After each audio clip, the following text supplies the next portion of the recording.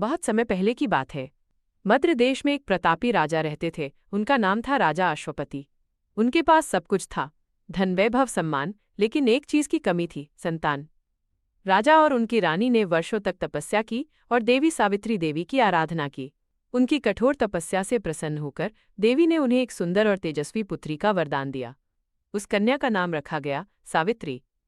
डिजी सावित्री का विवाह।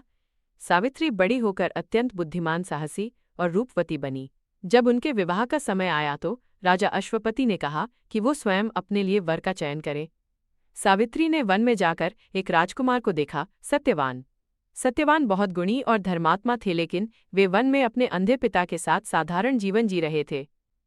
जब सावित्री ने अपने पिता को बताया कि वो सत्यवान से विवाह करना चाहती हैं, तब महर्षि नारद मुनि ने एक चौंकाने वाली बात कही।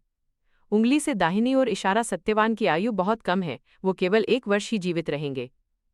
यह सुनकर राजा चिंतित हो गए, लेकिन सावित्री ने दृढ़ता से कहा, मैंने एक बार जिसे पति मान लिया वही मेरा अंतिम निर्णय है। चेरी ब्लॉसम विवाह और कठिन जीवन। सावित्री और सत्यवान का विवाह हुआ और वो अपने ससुराल वन में रहने लगी। उन्होंने अपने सास ससुर की सेवा पूरे मन से की, लेकिन उनके मन में एक ही चिंता थी। वो दिन धीरे धीरे पास आ रहा था जब सत्यवान की मृत्यु होने वाली थी। वो अमंगल दिन। समय बीतता गया और वो दिन भी आ गया। सावित्री ने उस दिन व्रत रखा और सत्यवान के साथ जंगल में लकड़ी काटने चली गईं। अचानक सत्यवान को चक्कर आया और वो सावित्री की गोद में सिर रखकर लेट गए और कुछ ही क्षणों में उनके प्राण निकल गए।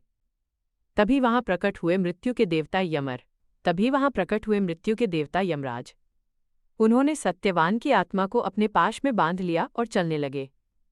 हाई वोल्टेज सावित्री का अद्भुत साहस। सावित्री भी यमराज के पीछे पीछे चलने लगी।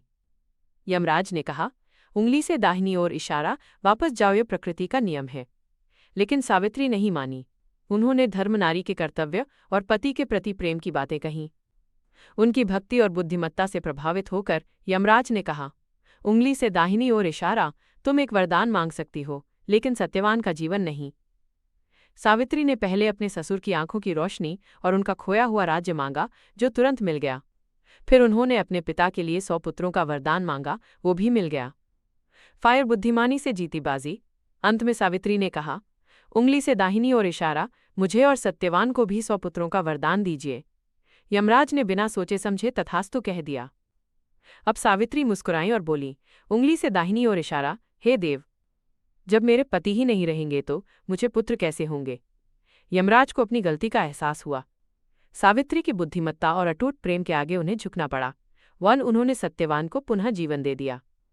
झड़ता वृक्ष, वट वृक्ष का महत्व। सावित्री और सत्यवान वापस लौट आए। उनका जीवन सुख समृद्धि से भर गया। इसी घटना की याद में विवाहित महिलाएं हर वर्ष वट सावित्री व्रत रखती हैं। वे वट, बरगद के पेड़ की पूजा करती हैं, क्योंकि ये दीर्घायु और अटूट जीवन का प्रतीक है। पुष्पनकाल कथा का संदेश। उंगली से दाहिनी ओर इशारा, सच्चा प्रेम, धैर्य और बुद्धिमानी किसी भी कठिनाई को हरा सकते हैं।